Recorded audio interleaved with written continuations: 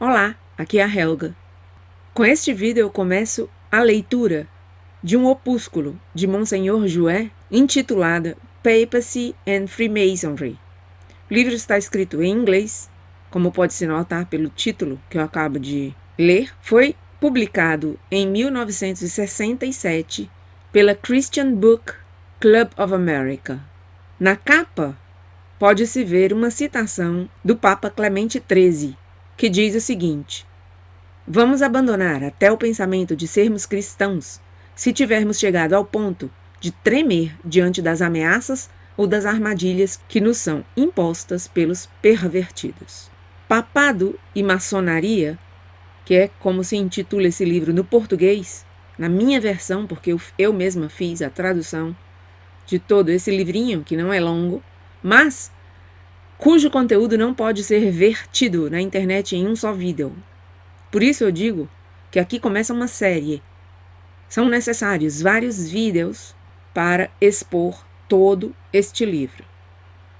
De forma que, com este primeiro vídeo, a única coisa que farei é ler o prefácio do editor e as primeiras palavras desse discurso feito pelo Monsenhor Jouin no dia 8 de dezembro de 1930. Depois desse início do discurso, ele passa a falar das considerações de vários papas acerca da maçonaria. Isto eu farei em outros vídeos, a leitura desta parte. Nesta primeira parte eu só vou ler a introdução do discurso do Monsenhor Jouin naquele 8 de dezembro de 1930. Comecemos então pelo prefácio deste livro. Quem escreveu o prefácio, pode-se notar, está muito consciente dos males do Concílio Vaticano II, porque já começa dizendo que houve uma fusão deliberadamente planejada do cristianismo com o judaísmo talmúdico. Essa fusão deu-se durante o Concílio Vaticano II e está plasmada em um dos documentos do concílio chamado Nostra Aetate. Esse documento eu trarei em algum momento, proximamente, porque é muito importante para compreender toda esta onda de paganismo que temos visto na Igreja Católica. Nostra Aetate não é muito longo, de forma que é perfeitamente possível fazer uma leitura desse documento. Mas comecemos então aqui pelo prefácio desse livrinho do Monsenhor Jouin. A fusão deliberadamente planejada do cristianismo e do judaísmo talmúdico, que é pai da maçonaria e das sociedades secretas afins, em seu rápido avanço para obliterar completamente o cristianismo, está se tornando tão alarmante para os católicos militantes que é urgentemente necessário reimprimir o grande discurso de Monsenhor Jouin para ser difundido entre os fiéis. Lembremos aqui que essa obra foi reimpressa em 1967, 2 anos depois do fim do Concílio Vaticano II. O falecido erudito Monsenhor Jouin, fundador da Revue Internationale des Sociétés Secrètes, Revista Internacional de Sociedades Secretas, e autoridade mundial sobre a história e os objetivos judaicos, sabia a necessidade de expor esses fatos em defesa do cristianismo. Assim, em todas as suas obras magistrais, ele mostrou o perigo judaico-maçônico para o cristianismo e reiterou a voz dourada dos supremos pontífices para despertar os católicos adormecidos. O Vaticano elogiou-o formalmente por esse trabalho de iluminação já em 20 de junho de 1919, em uma carta assinada pelo cardeal Gasparri, secretário de Estado papal, e ele recebeu a bênção apostólica.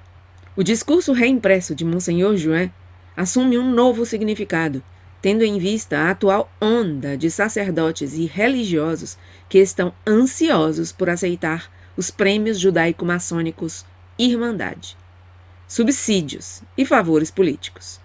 Os leigos alertados não podem mais permanecer calados diante da heresia interreligiosa, incluindo o judeu-cristianismo, que está sendo perpetrado no desafio das encíclicas infalíveis e repetidas dos nossos grandes papas. O Papa Clemente XII dá o comando dos pontífices em termos inconfundíveis que, mesmo para os não informados, não pode ser mal interpretados. Abre aspas. Palavras de Clemente XII, o Papa. Decidimos e decretamos condenar e proibir tais sociedades, assembleias, reuniões, convenções, agregações ou reuniões chamadas maçônicas, ou conhecidas sob alguma outra denominação. Condenamos e proibimos por esta presente Constituição, que deverá ser considerada válida para sempre. Fecha aspas. E um comentário aqui, deverá ser considerada válida para sempre, dizia o Papa Clemente XII. Mas nós sabemos que este comando não foi obedecido a partir do Concílio Vaticano II, que deitou por terra o aviso do Papa Clemente XII. Então, comecemos aqui o discurso propriamente dito, feito pelo Monsenhor Joan, no dia 8 de dezembro de 1930. Papado e maçonaria. Esses são os dois poderes ativos em todo o mundo, e cada um está tentando dominar o mundo. A solução da luta que ocorre entre eles é, no momento presente, de extrema importância, pois estamos frente a frente, não apenas com a encruzilhada da história, mas também com uma transformação radical da própria humanidade. Ou o catolicismo romano nos levará novamente ao nível da civilização cristã, ou outros judeus maçons nos arrastarão pelo caminho da barbárie e do paganismo decadente. O mundo inteiro oscila entre os dois, cristianismo e paganismo. Em 8 de dezembro de 1892, o Papa Leão XIII escreveu a Hierarquia Episcopal Italiana. Abre aspas. É necessário combater a maçonaria com as armas da fé divina que nas épocas passadas venceram o paganismo. Fecha aspas. Além disso, o papado e a maçonaria judaica são tão plenamente conscientes das partes diametralmente opostas que estão desempenhando que assumem que dele deve emitir o futuro político, econômico, intelectual e religioso dos indivíduos e das nações. É um fato, e a melhor prova disso é o antagonismo irredutível de um em relação à outra. O que é, de fato, a judeo-maçonaria hoje, senão a concentração e a mobilização de todas as forças do mal? Esta seita, com sua tríplice reivindicação de ser contra a Igreja, contra o Estado e contra a moral tradicional, orgulha-se de ser, acima de tudo e para sempre, o inimigo da Igreja Católica. Uma de suas convocações é a de Tigrotto, um dos chefes da Alta Vendita, que em 1822 proclamou: o catolicismo deve ser destruído no mundo inteiro. Com Tigrotto, também o plano anticatólico é expresso da seguinte forma: conspiremos somente contra Roma. Isso não é expresso de maneira idêntica no alemão Los von Rom ou no inglês No Popery? Monsenhor Gué, tendo sido designado pelo Conselho do Vaticano para o dever de escrever um memorando sobre as sociedades secretas, deu a seguinte impressionante definição da maçonaria. Abre aspas. É evidente que, de uma maneira geral, essa doutrina da maçonaria não é apenas uma heresia, nem mesmo a totalidade de todas as heresias que nela encontram um refúgio. É um fato que a maçonaria ultrapassa os limites do que constitui o que geralmente se atribui à palavra heresia, pois permite que se cometa ao máximo uma perversão ultrajante. A maçonaria é de fato o abismo de todos os erros, o poço da perdição. Fecha aspas. Esse abismo de todos os erros, continua Monsenhor Joan, é justamente comparado ao poço abismal mencionado no Apocalipse, cujas emanações escurecem a luz do sol e envenenam o ar. É esta seita amaldiçoada, cuja perversão foi estigmatizada pelo Papa Pio IX quando a nomeou a sinagoga de Satanás. Devido à sua enorme extensão, e hoje em dia muito visível conluio com as finanças judaicas internacionais, a maçonaria tornou-se de fato a sinagoga de Satanás. Como tal, forneceu fundos para a Revolução Russa instalada em Moscou, levou o comunismo do Oriente para o Ocidente, assumiu a liderança dos estados de seus governos, seus vários departamentos ou ministérios da administração e de seus parlamentos, e, em consequência, é uma potência mundial que, para qualquer mente perspicaz, parece que hoje há na Terra apenas duas grandes potências, a saber, a maçonaria judaica, a serviço da juderia mundial, e a Igreja, nas mãos do sucessor de Pedro. Esses dois poderes estão em guerra, cara a cara, como se estivessem lutando um duelo interminável, como está claramente expresso na inscrição em pedra do Grande Oriente Maçônico e do Conselho Supremo da França. Abre aspas.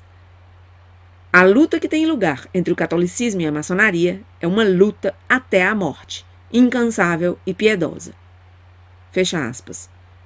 Boletim do Grande Oriente da França, página 183, 1892 e Memorando do Conselho Supremo, número 85, página 48.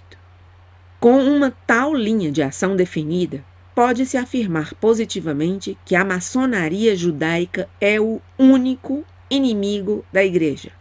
Ela pode ser detectada em todos os ataques anticatólicos contra o clero ou os leigos, liderados pelos maçons ou mesmo pelos católicos, cuja fé diminuiu devido ao medo, à paixão ou ao próprio interesse. Em sua encíclica Humanum Genus, o Papa Leão XIII escreveu, abre aspas, existe no mundo um certo número de seitas que, embora aparentemente diferentes umas das outras quanto ao nome, ritual, forma e origem, são, no entanto, semelhantes devido à analogia de seus objetivos e maiores princípios. De fato, elas são idênticas à maçonaria, que é, para todas elas, o ponto central do qual elas procedem e para o qual elas convergem. Fecha aspas. Além disso, em sua carta ao povo italiano, de 8 de dezembro de 1892, o Papa Leão XIII escreve, abre aspas, lembremos que o cristianismo e a maçonaria são essencialmente incompatíveis, a tal ponto que unir-se a uma significa divorciar-se do outro. Vamos, portanto, expor a maçonaria como inimiga de Deus, da Igreja e de nossa pátria. Fecha aspas. No momento atual, aquele em que escrevia Monsenhor Jouin, 1930, no momento atual, é fato que as duas cidades de Santo Agostinho, a cidade do bem e a cidade do mal, estão separadas, cada uma buscando dominar o mundo. A cidade do mal, governada por Satã, chama-se maçonaria judaica.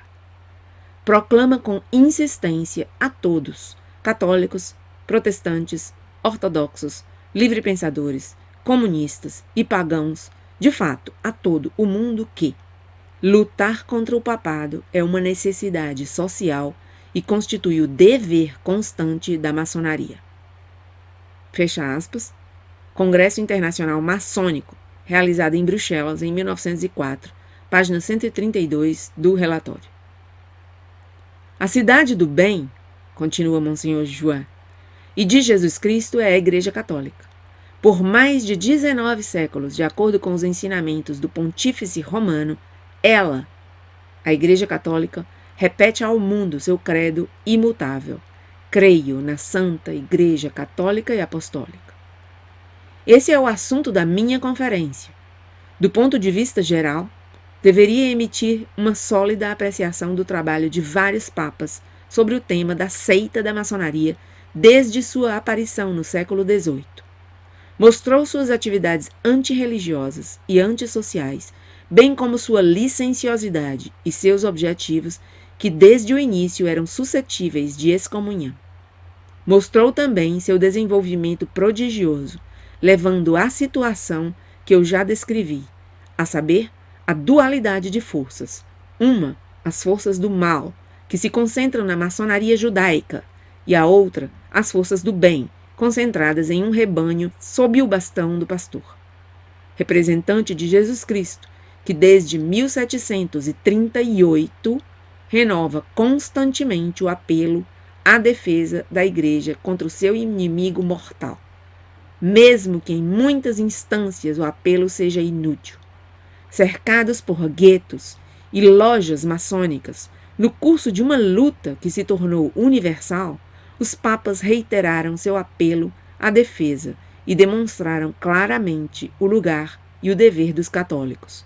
Muito frequentemente o lugar foi deixado deserto e o dever foi traído de uma maneira vergonhosa. No entanto, mesmo se em nossos dias testemunhamos a terrível confirmação dessas verdades, é necessário lembrar que elas foram proclamadas por vários papas. E assim termina esse meu primeiro vídeo com o início da conferência ou discurso feito pelo Monsenhor Juin em 8 de dezembro de 1930. Vemos aqui por esse discurso que o problema é da maçonaria judaica, como ele diz em vários momentos. E ele diz também que desde 1738, os representantes de Cristo, os papas, estão constantemente renovando o apelo à defesa da Igreja contra esse inimigo mortal que é a maçonaria judaica. Por que 1738? Porque esta foi a data em que, por primeira vez, um papa publicou uma encíclica para combater a maçonaria.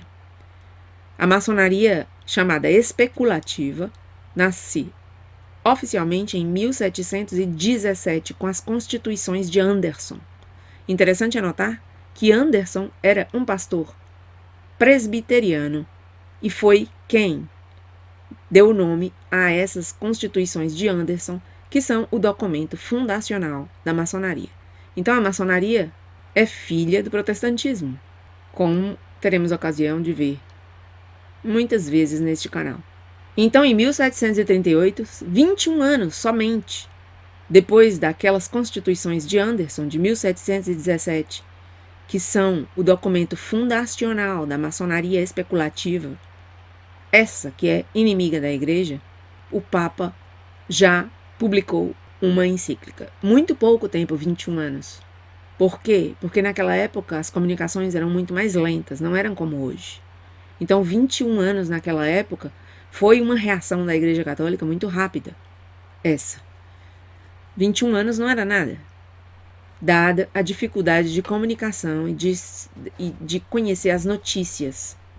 Hoje nós nem concebemos como é que se pode dizer que 21 anos foram necessários para a Igreja reagir através de uma encíclica. Mas, na verdade, foi uma reação muitíssimo rápida. Outra coisa que eu gostaria de fazer notar é esse início do prefácio do editor, não? Que diz: a fusão deliberadamente planejada do cristianismo e do judaísmo talmúdico.